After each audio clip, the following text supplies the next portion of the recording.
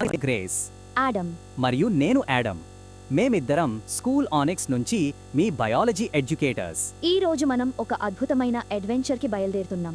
అవును, ఇది కేవలం ఒక పాఠం కాదు, మన అందర్నీ కలిపి ఉంచే ఒక పెద్ద జీవశాస్త్ర రహస్యాన్ని ఛేదించే ఒక ఇన్వెస్టిగేషన్ లాంటిది. అవును గ్రేస్, నువ్వు సరిగ్గా చెప్పావు. ఇది అచ్చం ఒక డిటెక్టివ్ స్టోరీ లాంటిది. ఆలోచించండి, ఈ భూమి మీద ఉన్న ప్రతి చెట్టు, ప్రతి పక్షి, ప్రతి చిన్న పురుగు చివరకు మనల్ని కూడా కలిపే ఒక కనిపించని దారముంది. ఇంతకీ ఆ రహస్యమైన దారమేంటి? దాని గుట్టుని మనం ఈరోజు విప్పబోతున్నాం. సరే డిటెక్టివ్స్, మన మొదటి క్లూకి రెడీ అవ్వండి. ఇదొక పజిల్ లాంటిది. ఒక మనిషి, ఒక కోడి, ఒక చేప. ఆలోచించండి, చూడ్డానికి ఎంత తేడా కదా. కానీ వాటి జీవితం మొదలైనప్పుడు, అంటే అవి పిండ దశలో ఉన్నప్పుడు, వాటన్నింటిలోనూ ఒక ఆశ్చర్యకరమైన, నమ్మడానికి కాస్త కష్టంగా ఉండే ఒక పోలిక ఉంటుంది. ఏంటది అని గెస్ చేయగలరా? ఈ ప్రశ్నకు సమాధానంలోనే పరిణామం అనే ఈ అద్భుతమైన కథకు తాళం చెవి దాగి ఉంది. ఆ సమాధానం ఎక్కడ దొరుకుతుందో తెలుసా? ఎంబ్రియాలజీలో, అంటే పిండాల అధ్యయనంలో. నమ్మినా నమ్మకపోయినా మనతో సహా వెన్నెముక ఉన్న అన్ని జీవుల పిండాలు వాటి తొలి దశలో తల వెనుక భాగంలో గిల్ స్లిట్స్ లాంటి నిర్మాణాలను కలిగి ఉంటాయి. అచ్చం చేపలకున్నట్టు. చేపల్లో అవేమో శ్వాస తీసుకోవడానికి మొప్పలుగా ఎదుగుతాయి. మరి మనలో అవి కేవలం ఒక జ్ఞాపకంలాగా, ఒక అవశేషంలాగా మిగిలిపోయి మనం పెరుగుతున్న కొద్దీ మాయమైపోతాయి. అంటే మన చరిత్ర మన శరీరంలోనే రాసి ఉందన్నమాట. ఒక్క నిమిషం, దీని అర్థం మనం ఒకప్పుడు చాపలమని అస్సలు కాదు. అది చాలా మందికి వచ్చే ఒక కామన్ డౌట్. గొప్ప biologist Karl Ernst von Baer చెప్పినట్టుగా ఈ పోలికలు మనం చేపల అడల్ట్ స్టేజ్ గుండా వెళ్ళామనే చెప్పట్లేదు. బదులుగా మనమందరం, అంటే మనుషులు, కోళ్ళు, చేపలు, వీటన్నింటికీ ఎక్కడో లోతుగా చాలా పురాతన కాలంలో ఒక ఉమ్మడి పూర్వీకుడున్నాడని సూచిస్తున్నాయి అంతే. మనందరి మూలాలు ఒకటేనని చెప్తున్నాయన్నమాట. ప్రతి గొప్ప మిస్టరీకి ఒక హీరో, ఒక సూపర్ డిటెక్టివ్ ఉంటాడు కదా. మన కథలో ఆ డిటెక్టివ్ ఎవరో కాదు, చార్ల్స్ డార్విన్. ఆయన్ని మనం పాతకాలం సైంటిస్ట్లా కాకుండా ఆధారాల కోసం ప్రపంచమంతా తిరిగిన ఒక సాహసోపేతమైన ఇన్వెస్టిగేటర్లా చూద్దాం. అతని షిప్ HMS బీగిల్, అదే అతని రీసెర్చ్ ల్యాబ్. అక్కడ్నించే భూమి చెబుతున్న కథను వినడానికి క్లూ సేకరించడం మొదలుపెట్టాడు. డార్విన్ కనుక్కున్న విషయాలు సైన్స్ ప్రపంచంలో ఒక భూకంపం లాంటివి. అప్పటిదాకా అందరూ ఏమనుకునేవాళ్లంటే జీవులు ఎలా పుట్టాయో ఎప్పటికీ అలాగే ఉండిపోతాయని. కానీ డార్విన్ ఆధారాలతో సహా వచ్చి చెప్పాడు, కాదు, అది నిజం కాదు. జీవం నిరంతరం మారుతూ ఉంటుంది. ప్రతి జీవుల సమూహంలోనూ చిన్న చిన్న తేడాలుంటాయి, వేరియేషన్స్ ఉంటాయి. ఆ తేడాల్లో ఏది పర్యావరణానికి బాగా సెట్ అవుతుందో ఆ లక్షణమున్న జీవులు బతుకుతాయి, ఎక్కువ పిల్లల్ని కంటాయి. సింపుల్గా అనిపించే ఈ ఐడియానే బయాలజీని మనం అర్థం చేసుకునే విధానాన్ని పూర్తిగా మార్చేసింది. ఓకే, సో డిటెక్టివ్ డార్విన్ మనకు దారి చూపించాడు. ఇప్పుడు మనమే క్రైమ్ సీన్ ఇన్వెస్టిగేషన్ చేద్దాం. పరిణామానికి సంబంధించిన తిరుగులేని సాక్ష్యాలు మన కళ్ల ముందే ఉన్నాయి.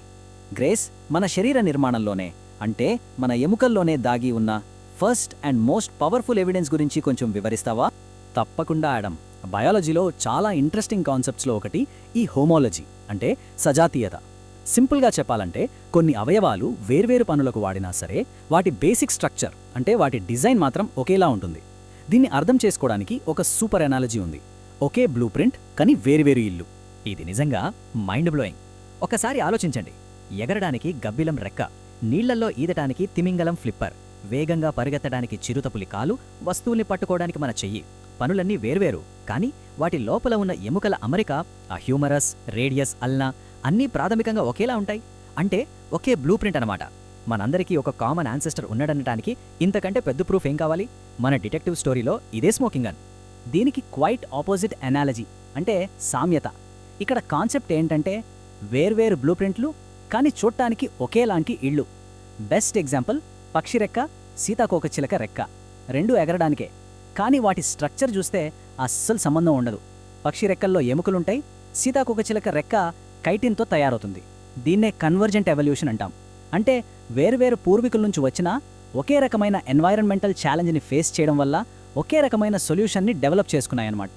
ఓకే, సో మన దగ్గర ఇప్పుడు సాలిడ్ ఎవిడెన్స్ ఉంది. ఎంబ్రియోస్, ఎముకలు అన్నీ ఒకే కథ చెప్తున్నాయి. లైఫ్ అనేది మారుతూ ఉంటుంది. కానీ నా మైండ్లో ఒక పెద్ద క్వశ్చన్ రన్ అవుతుంది. ఈ మార్పు ఎలా జరుగుతోంది? అంటే దీని వెనుకున్న మెకానిజం ఏంటి? ఈ ఎవల్యూషన్ అనే ట్రైన్కి ఇంజిన్ ఏది? ఆ ఇంజిన్ పేరు న్యాచురల్ సెలెక్షన్, అంటే సహజ ఎంపిక. దీన్ని పర్ఫెక్ట్గా అర్థం చేసుకోవాలంటే మనం టైం ట్రావెల్ చేసి ఇంగ్లాండ్లోని మాంచెస్టర్కి వెళ్ళాలి. అక్కడ పెపర్డ్ మాత్స్ కథ ఉంది. అదొక అద్భుతమైన కేస్ స్టడీ. న్యాచురల్ సెలెక్షన్ ఎలా పనిచేస్తుందో కళ్లకు కట్టినట్టు చూపిస్తుంది. సరే, కథలోకి వెళ్దాం. ఇది 1850ల నాటి మాట. ఇంకా ఇండస్ట్రియల్ రెవల్యూషన్ రాలేదు. మాంచెస్టర్లోని చెట్ల బెరడు లైట్ కలర్లో ఉండే లైకెండ్లతో నిండి ఉండేది. ఇప్పుడు చెప్పండి, ఆ బ్యాక్గ్రౌండ్లో వైట్ కలర్ మాత్స్ ఈజీగా కలిసిపోతాయి, పక్షుల కంట పడవు. అదే బ్లాక్ మాత్స్ అయితే టక్కున కనిపించి పక్షులకు ఈజీగా దొరికిపోయేవి. సో అప్పుడు వైట్ మాత్స్ జనాభా చాలా ఎక్కువగా ఉండేది. కానీ సీన్ కట్ చేస్తే ఇండస్ట్రియల్ రెవల్యూషన్ వచ్చింది. ఫ్యాక్టరీల నుంచొచ్చే పొగ, మసితో ఆ చెట్ల బెరడు మొత్తం నల్లగా మారిపోయింది. ఎప్పుడు గేమ్ మొత్తం రివర్స్ అయింది.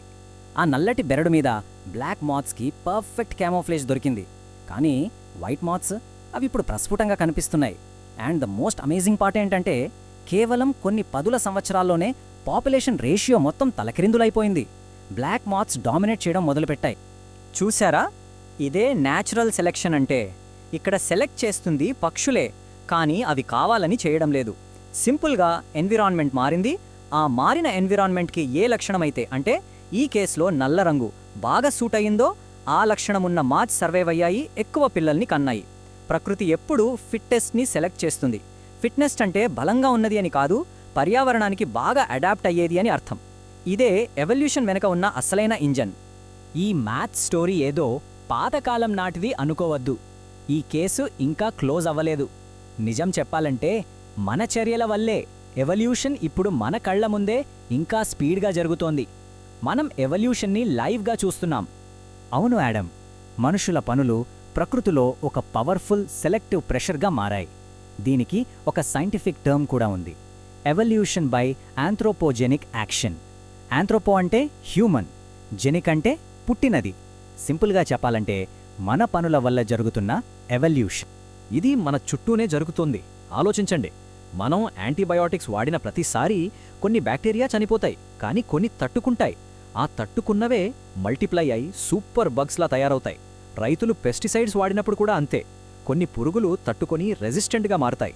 ఇక్కడ ఎవల్యూషన్ జరగడానికి లక్షల సంవత్సరాలు పట్టట్లేదు. మన కళ్ల ముందే కొన్ని నెలల్లో, సంవత్సరాల్లోనే జరిగిపోతోంది.